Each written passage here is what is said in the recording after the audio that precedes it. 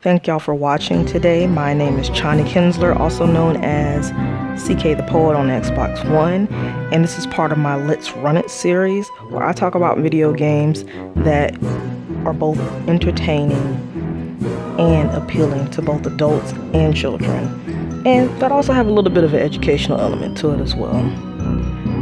So today we're going to talk about SpellSpire.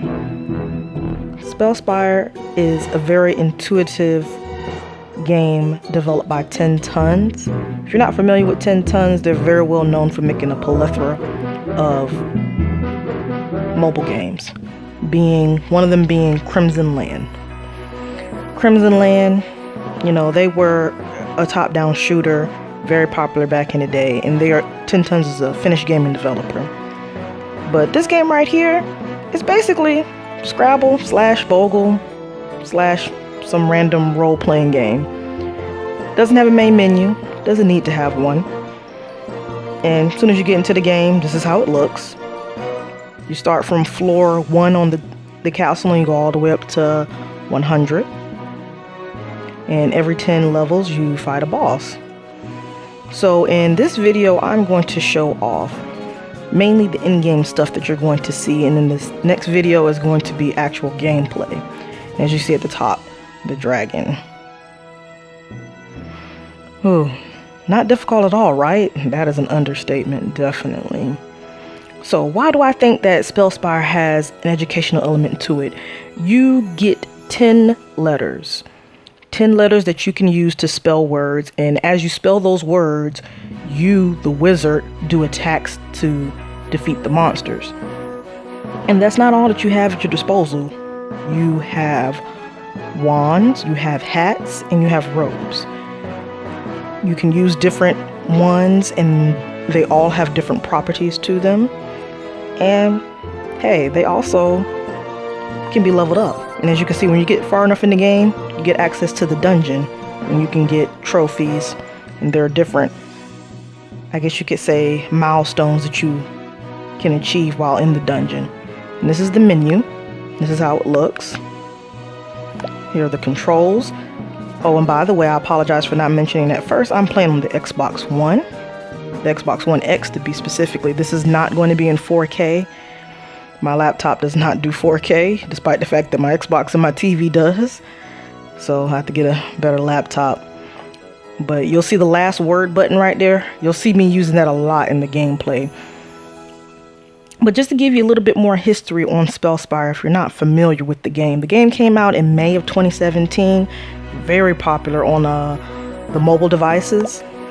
On the mobile devices, they had the...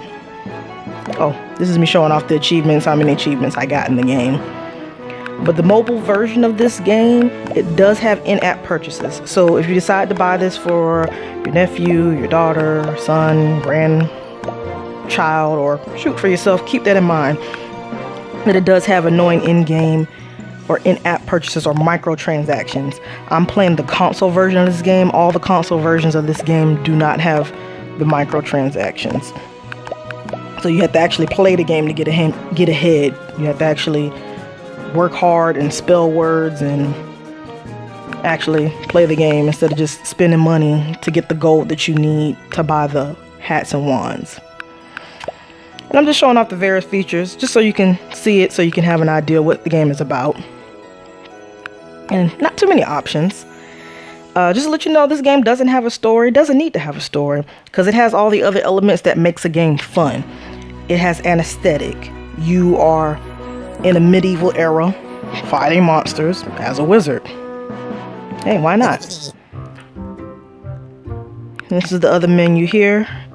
You'll see I have statistics. Shows off my time played, how much gold I've amassed, my dungeon runs, and my wins and losses, which I thought I had way more losses than that.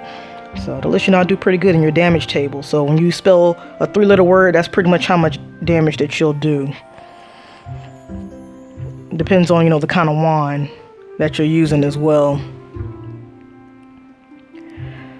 But if I'm not mistaken, SpellSpire is available on just about every platform. You could play it on your phone, you could play it on your tablet, you could play it on all the consoles, and even on Windows PC, which it is currently free right now. It is free to play on there. So if you want to try the game out, that's a good place to go to play this game, to see if this is a game that you would like or would want to get for your grandchild or your daughter or even your loved ones. I will say, oh, this is the chest. As you can see, I got 2 scrolls on the left and right and a health potion in the middle. I decided to get the health potion. I preferred to have a dictionary. But this is the chest. Basically, every 8 hours, you have access to the chest. And you can pick one of the 3 things there. And you'll see my inventory at the bottom where I have 3 dictionaries. And this is the Monsterpedia. Basically shows you each monster's, I guess you could say, weaknesses and their strengths. And it shows you off right there. And as you can see, how much damage I do with the fire wand that I'm using in my current health. And it's kind of goofy looking. Even the music in the game is kind of cartoony. And I'm going to go through each monster so you can see how kind of goofy looking. And as you can see, they attack. This one, for example, attacks every 24 seconds. So when you start a level, you're going to fight up against some monsters. You have to spell enough words to defeat that monster before they attack within the time frame that they attack. So as you can see, these lower characters or these lower monsters, they attack every 24 seconds. So I have to spell as many words as possible within that time frame to defeat them or get rid of their health bar. And it also lets you know how much damage they do. Like this one here, he attacks 12 every 12 seconds. He's weak to poison and frost, but resists fire. And as you can see, the higher that we go, the more damage they do and the more health they have. And some will have certain weaknesses and some will have certain resists. The ones you want to watch out for will be the ones that attack under 20 seconds. Any of the monsters that attack under 20 seconds, you want to take them out as quickly as possible. So you're going to come up with your own strategy on how you want to tackle each level, especially when you get past level 20 and 30, especially level 30. So like I said before, you have your 10 letters you use to spell words. You have to work with those same 10 letters. They don't change it for that floor that you're currently on. But of course, if you leave that floor and come back, it'll be a different set of words. And you have to strategize. You'll be using this a lot, the Monsterpedia, going back to see, okay, oh, I forgot, what is the knight resistant to? Oh, he's resistant to poison. So I got to be careful of which wand I use. But just to give y'all some tips, if you do decide to play this game to kind of help you out a little bit, definitely stick with the fire wand and the poison wand, because those wands, they continue to do damage after you do your initial attack. And I know some people might want to make the game more difficult for themselves and use one of the other wands, like the drain wand, the life drain wand. But hey, you know, why make it harder? Because trust me, when you get past level 30, you're going to be wanting to use those wands all the time. Because look at this. Ridiculous attacks every 16 seconds. He's going to one-shot you. And then look, when you start getting to the jellies, that's what I like to call these dudes here, the jellies. When you get to them, man, ooh, they have a lot of health. And they resist fire. That's a big one. So the harder enemies tend to resist the stuff that you need to use the most. But I usually almost always stick to fire and poison, because if you do damage with your wand, it'll keep doing damage to them, keep doing poison damage to them, or burn damage to them. And then that gives you more time to think of more words. And sometimes the burn effect will keep taking away their life, and you won't have to use another word, and you can save that word for a tougher enemy next. So that's what I mean by you'll be able to strategize a little bit better. But let's see. Ooh, and the dragon. Look at that. He resists everything. Everything. Like, he is so hard to take out. He resists everything. So basically, you got to work your way up to getting the Mastercraft wand to take him out. And in my gameplay video, I'm going to actually try to take him out. And I think you're really going to enjoy it. It's going to be funny. You're going to see me raging a little bit. This right here is the stars, the treasure stars. When you get these stars, you usually get more gold and you get access to other wands, robes, and hats. And how you get these stars is by once you beat a level, you have to play that level again. And you have to beat that level at full health. It doesn't matter if any of the monsters hit you, but you have to finish it at full health once you cross the finish line or exit the dungeon. This is the tips. I mean, they're tips, exactly what you think. Some of them are helpful, some of them are not. It doesn't matter which one you hit, whether you hit the top one or the bottom one. It just refreshes once you get past 26. And this game can get really competitive. This is one of those games that you're like, oh, I'm just going to try this game out for, 30 minutes and 5 hours go by. And you're like, Jesus, I've been playing this game for 5 hours? Man, let me get off this game. But it's entertaining. It's entertaining. It holds your attention. Oh, and these two things right here, my mistake. They are the attack and your health, your base attack and health. So you can buff those, but buff your base attack before you do your health. Even though, yeah, you want to be able to survive, but it's better to be able to take out the monster before he can hit you than to try to survive forever. And you'll see what I'm talking about, like when I start the gameplay in the second video. But at the bottom there, you'll see my inventory. Like I mentioned earlier, I got 3 dictionaries there and a large health potion that fills my health to full. You do have to purchase with in-game gold to get a bigger pouch. It is not cheap. It is very important though. I know you may think that using the dictionaries is cheating, because when you use a dictionary, in the brown ones that I have there, they spell a 5 to 6 letter word, I believe, for you. Yeah, 5 to 6 letter word. And you can sell them if you want for gold, if you just desperately need the gold. But it's very important, because when you get to them harder boss levels where you spell every word that you can think of and you're going to draw a blank, you're going to be like, oh my goodness, I can't think of any more words. And then you're just like, you know what, I'm just going to use this dictionary just to get through this part right here. And then you can think of some more words a lot of times. And you'll be using health potions pretty decent. When I showed you the chest earlier and it had the 2 scrolls on the left and right, the scrolls, they're helpful. They're scrolls. They have the rocket one, which does explosive damage. You got a fire scroll, a frozen scroll, poison scroll. Pretty much the same thing that your wands pretty much do, but it's a scroll that just does quick damage to the enemy. And it can be helpful having these different items at your disposal when you're trying to get through a floor. And I know some people may look at this game and say, hey, this is more video game than it is educational. That's the point. That's the point of my Let's Run It series. Let's run one of these games that's a video game at heart. It's just pure fun. It's a video game. But it has a little bit of educational element to it too. I'm going to show off here all the different wands. As you can see, it's going to start off with the crooked looking wands, the little makeshift wands, and then it goes into the professional wands. Then from there, it goes to the Mastercraft wands. And at first you're going to notice that I started using the frozen wand and I leveled that one all the way up. Shouldn't have did that. Trust me. Giving you another tip right here as well. Do not waste your time with the frozen wands. The frozen wands are not useful. Use predominantly the fire wands and the poison wands. Don't use the frozen wands. Stay away.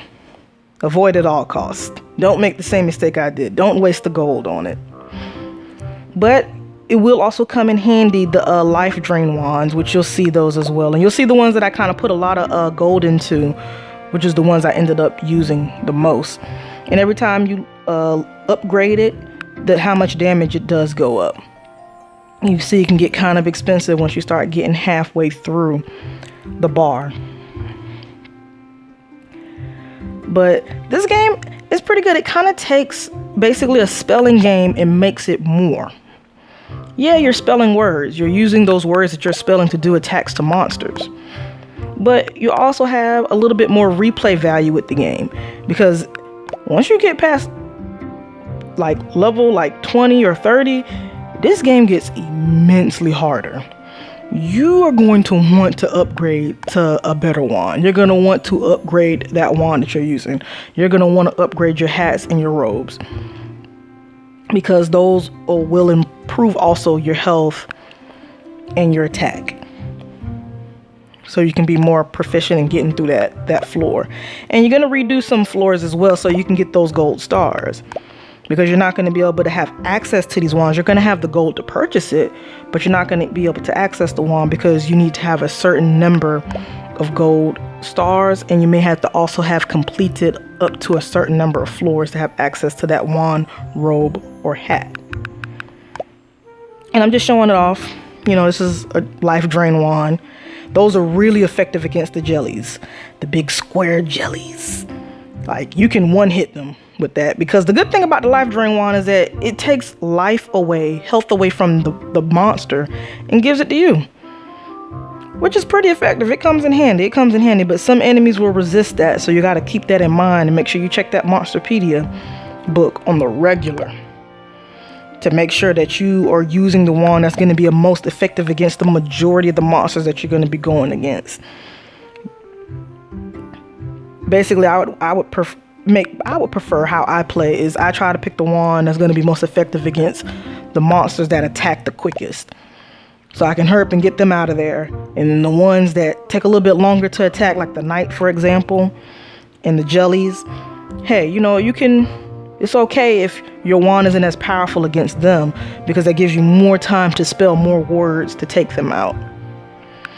This game can be challenging. It can be very competitive. Like, you could be a smidgen away from beating the boss or almost completed a floor and you didn't quite get it. So you're like, oh, I gotta get it. So it becomes like a determination kind of thing. Oh, and that's the last one, the Mastercraft wand. Look how expensive this wand is. Oh my goodness. And I still have to upgrade it like a couple more times so I can beat that dragon. Oh, super effective against dragons. Only dragons though. Don't use this wand on anybody else. Just use it against just the dragon though. Just him. Definitely just him. I guess I could talk about how did I find this game. I've always liked to play games like this that are puzzly, even though this game is technically categorized, I believe, as a role-playing game. But it kind of has like a puzzle game kind of feel to it a little bit, because you're like spelling words and whatnot. But back in January of 2018, Xbox had a big sale on a lot of games, and this was one of them. This game was originally $10 and it had on sale for $5, so I decided to go ahead and buy it. Oh, here are the robes. And as you can see, each robe you get has different abilities, different base health values, and you can just keep upgrading them to increase the health. And trust me, some robes are going to be more important than others. And you'll start to get a feel as you start using certain robes, hats, and wands, and you'll start seeing what's more effective. You'll start saying, oh, okay, I need to start using this robe, and I need to upgrade this robe so I can get more monsters to drop more items because I need more dictionaries or health potions or whatever. But I decided to go ahead and buy the game. I was like, oh, I looked at some videos of it. I said, this game looked like this might be fun. So I played it and I was like, oh, this game's really cool. I actually like it. I was trying to convince everybody to play it. And I thought that, hey, this would be a good game to do, or a good first game to talk about in my Let's Run It series. I also do other videos as well where I talk about, you know, Call of Duty and other games that catch my interest. But this series is going to be, the Let's Run It series is going to be strictly about video games that I decide, from my point of view, my opinion, that are good, fun games that you may or may not have heard of, may or may have not tried, but definitely something that you could look into. Like, even if you've never played video games before, Like, I think this is a really cool little game to like get into that you don't have to worry about spending a whole lot of money on. And like, as well, the educational value, you know, you're spelling all these different words. Like, the best probably item that you can get in the game is the green dictionaries, which you'll rarely see those, but when you do get them, hold on to those, because it spells the longest word possible that you have out of the 10 letters that you get. And ooh, that comes in handy, especially when you're like so close to beating the boss, but you can't think of any more words. You know what, bump it, I'm going to use this dictionary to spell the longest word possible so I can hurry up and beat this floor. But this would be a good game. Like, let's just say, like, if you have a child that you want to introduce to video games, but you don't want to be the first video game that they get introduced to be a violent video game or a really kiddie child video game. Maybe they're a little bit older or whatnot. This would be a good game. Even though, yeah, it's kind of cartoony, but it's fun. Like, it's okay that it's cartoon. It's okay that it's kind of childlike, even with its music and with the color scheme and the theme itself. Now, this robe right here is lovely. I just started using this robe recently. I'm investing a lot into this robe. And the very, very last robe, you'll see I use that one a lot too as well, to get a lot of items when you're running like the dungeon runs. But this would be a good game to introduce them to other kids, family members, or people that never really play video games like that or never played them before. Or, you know, this is a game that if you had your child or young person playing, you won't feel bad about them playing it for hours, because hey, at least they're spelling words. They're spelling words. Yeah, they're playing a video game and they're upgrading, you know, robes and wands and hats, but at least they're spelling words.